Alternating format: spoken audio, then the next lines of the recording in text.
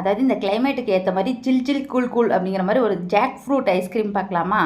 So இதுக்கு வந்து நான் நேற்று வந்து வாங்கிட்டு வந்தேன் இல்லையா, அந்த பாதி பலாப்பழம் கட் பண்ணி, ஸோ அதை தான் வந்து யூஸ் பண்ண போகிறேன். ஸோ இப்போ அடிக்கடி இந்த சீசன் டைமில் வாங்கிட்டு வந்து கட் பண்ணுறனால ஏதோ ஓரளவுக்கு கொஞ்சம் கட் பண்ணுறதுக்கு தேறியிருக்கேன்னு நினைக்கிறேன்.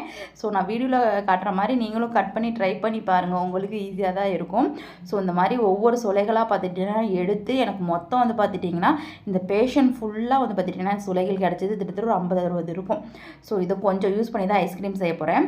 ஃபஸ்ட் நான் ஹோம்மேட் ஃப்ரெஷ் க்ரீம் வந்து பார்த்துட்டிங்கன்னா எடுத்துக்கிட்டேன். நான் எல்லாம் கொஞ்சம் தான் செய்கிறேன், அப்ராக்சிமேட்டாக தான் நான் எடுத்திருக்கேன், எதுவுமே அக்யூரேட்டாக எடுக்கல. ஸோ அதனால் நான் அப்ராக்சிமேட்டாக தான் சொல்ல போகிறேன். So homemade fresh cream first சேர்த்துருக்கேன். அதோட ஒரு 10 சுளைகள் போல் கட் பண்ணி கொரப்பாக அரைச்சி சேர்த்துருக்கேன். அதோட வந்து ஒரு 5 டீஸ்பூன் போல் பார்த்துட்டிங்கன்னா சுகர் வந்து பவுட்ரு பண்ணி சேர்த்துருக்கேன். ஒரு 1/4 லிட்டர் போல் வந்து பார்த்துட்டிங்கன்னா பால் வந்து காய்ச்சி ஆற வச்சு வந்து பார்த்துட்டிங்கன்னா சேர்த்துருக்கேன்.